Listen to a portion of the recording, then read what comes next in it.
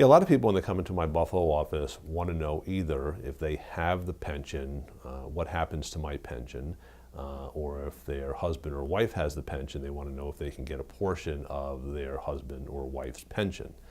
In New York, the law is the same whether you have the pension or you don't have the pension, and that is that there's a formula in New York State which is based upon how long you and your husband or how long you and your wife have been married, and how long your wife or how long your husband has been working for that company during the course of the marriage.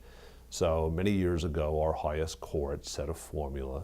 which basically takes that formula and applies it to the pension. So as a general rule of thumb, if you have been living with your husband or your wife and you've been married for 30 years, and during that entire 30 years, your husband or your wife has been employed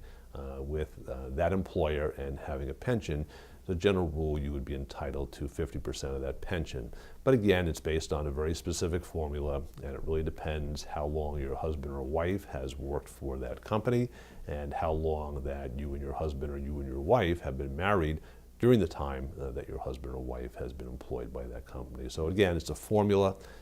It takes away a lot of the negotiation, and it's a lot simpler to apply rather than having to figure out a different result in every case.